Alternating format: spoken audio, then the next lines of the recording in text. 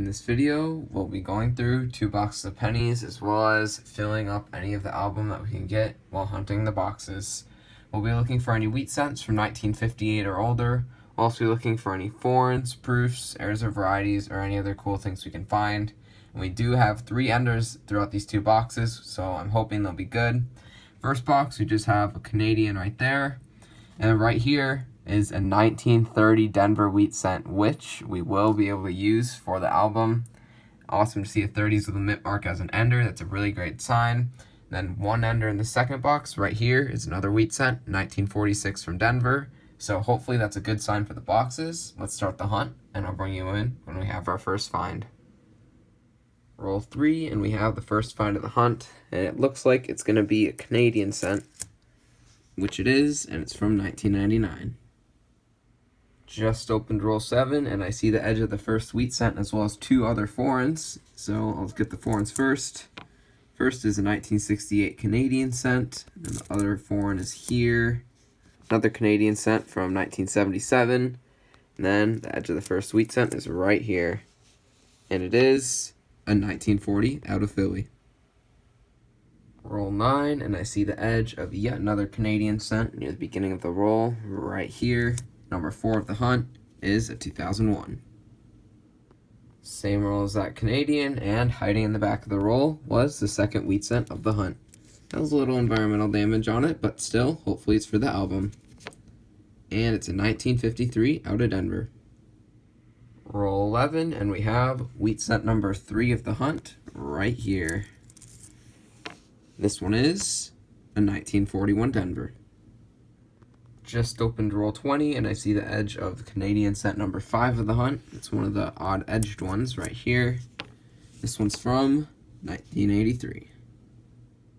Just opened roll 31, and we did have quite a streak with no finds, but I just opened the roll, and only 1 coin apart. We have a Canadian and a wheat cent. The Canadian is a 1989. Then this wheat cent, which is the 4th of the hunt, is another 1940 out of Philly. Just opened roll 37, flattened out the roll, and look what popped out in the back.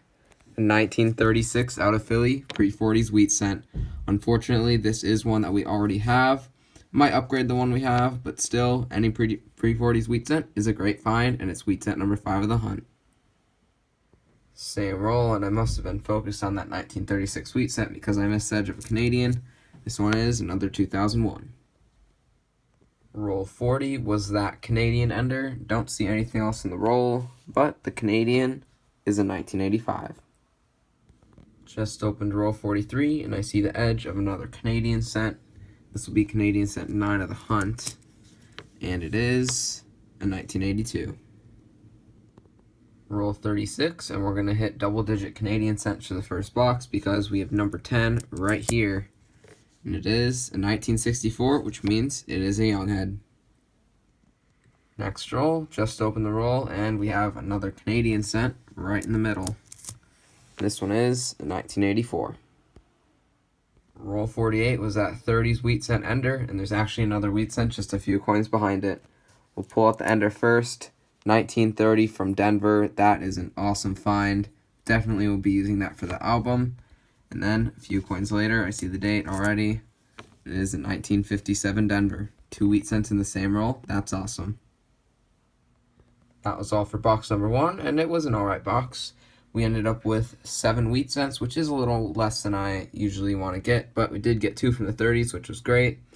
And then we also got 11 Canadians and then a few other miscellaneous finds. Now I'll clear up these nicer memorial cents, put them in the album, and then we'll get on to box number 2. Roll 4, and we have the first find of box 2, and it's a Canadian cent right here. If I can get it out. And it is a 1981.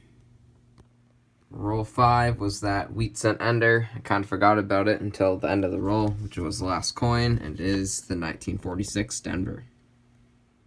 Roll 8, and just uncovered the second wheat cent of box 2, and it is a 1951 minted in Philly. Just opened roll 12, and I see the edge of another Canadian cent, and it does look like it's a little bit older. And it is a young head, second young head of the hunt, 1964 or older. And it's a 1963. That's a good find. Roll 14, just uncovered, another wheat cent for box 3. And this one is a 1957 Denver, and it does look like there's a little bit of a die chip in the 5 of the date. Doesn't add any value, but still pretty interesting. Roll 17, another wheat cent for box 2. But this one's just a last year 1958 Denver. Just open the next roll, and we're going to have another Canadian cent. This one is right here, and this one is a 1988. Same roll, and we have yet another wheat cent from the 50s. This one, a 1953 Denver. Just opened roll 20, and one away from being an ender, we have another Canadian cent. This one from 1976. Roll 21, and we have another wheat cent at the back of the roll. This one is a 1945 from Denver. Just opened roll 27, and I see the edge of yet another Canadian cent. It's right here. This one is a 1986. Just opened roll 30, a few coins in. We're going to have yet another Canadian cent. This one, a 1974. Same roll, just uncovered another wheat cent. Odd that all the wheat cents in this box are obverse facing, so we can't do a reveal from the reverse. But this one is another 1940 from Philly. Roll 37, just open the roll, and I see the edges of 2 Canadian cents actually. First one I see is here, and this one is a 1970. Then the other one is just a few coins later, and this one, a 1983. Same roll, just a few coins in, just uncovered the oldest wheat cent of the hunt, and it's one we need for the album, a 1920 out of Philly. It's a common year, but we don't have one yet for the album, so this is an awesome find. Still on roll 37, and we have the 4th find of the roll, and it is a 1944 from Philly. Just open the next roll, and we're going to have yet another Canadian cent. This one is right here, and it is a 1975. Roll 41, and we're going to have yet another Canadian cent. This one does look like it's going to be a little bit newer. And it is, and it's from 2006. Just opened roll 45, and I see a couple more Canadian cents. We're definitely getting a lot of Canadians this hunt. First one of the rolls here, a 1985, and then the other one is back here, and that one is a 1979. Just opened row 48, and we have yet another Canadian cent. You can see I'm running out of room on the board because we've gotten so many. But this one is right here, and it is a 1990. Both penny boxes have been hunted, so let's go over the finds. We ended up with 10 1959s, 18 estimates, and 21 2009s. Foreigns, we got 24. That might be the most I've ever gotten in 2 boxes. Every single one of them was a Canadian. We got 2 young heads, a 1964 and a 1963. Besides that, all modern common years. And a few miscellaneous finds that didn't bring you in for. We got this coin with a smiley face sticker on it. Pretty cool. This one is a grease strike. You can tell it's weak on a lot of the lettering and the date. I think it's a 1988, but it's a little hard to tell because of the grease error, but not much value there, but still cool find. And we did get a 1960 small date, although it's pretty beat up. Wheat cents, we ended up with 16 for the 2 boxes, which isn't too bad. A little less than I'd like, but still not too bad. A lot from the 40s and 50s, and we did get 3 pre-40s, 1936 Philly, 1930 Denver, which was an ender in the first box, and a 1920 from Philly. Those last 2 will be going in the album, as well as probably a couple of these 40s and 50s, which is awesome.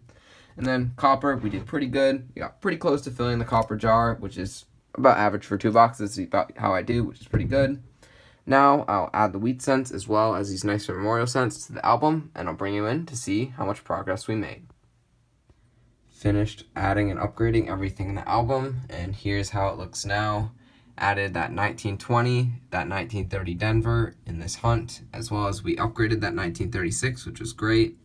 And then we added and upgraded a couple of wheat cents in the 40s and 50s. Still have a lot of work to do in those years, but I don't think they'll be too hard to fill, besides the estimates, of course.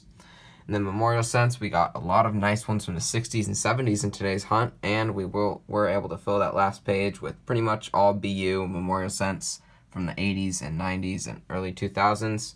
And we're now at 123 out of 237 spots filled in the album, which is great for 6 boxes. And overall, this was a great hunt for the album.